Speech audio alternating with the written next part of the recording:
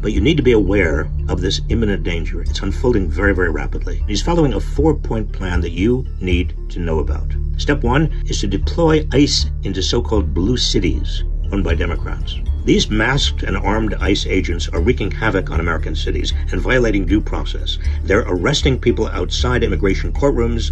They're raiding homes in the middle of the night and detaining children and adults, including American citizens.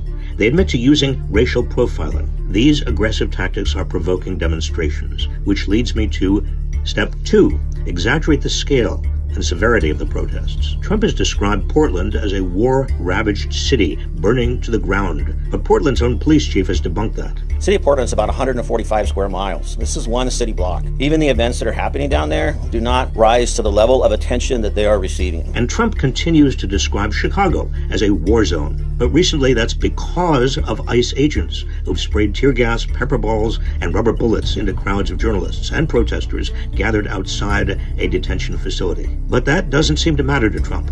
It's all part of a plan to establish a pretext for step 3, deploy National Guard troops. Trump is deploying hundreds of National Guard troops from red states like Texas into blue states like Oregon and Illinois against the wishes of Democratic governors. This is continuing to enrage an already outraged public, which is the whole point.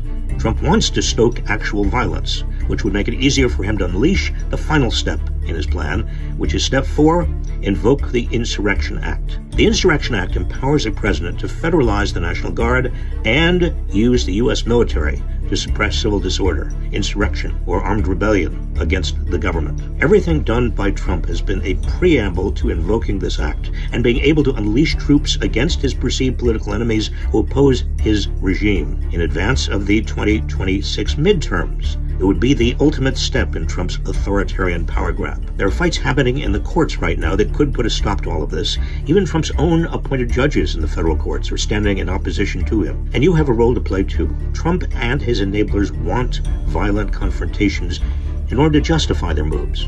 So please, remain peaceful if you protest, or if you encounter ICE agents or National Guard troops where you live. Do not give Trump what he wants. Instead, record what you see and post it. Send it to local media. Do whatever you can to chip away at the false narrative Trump and his cronies are trying to build as a pretext for unleashing their power grab and stripping away our freedoms.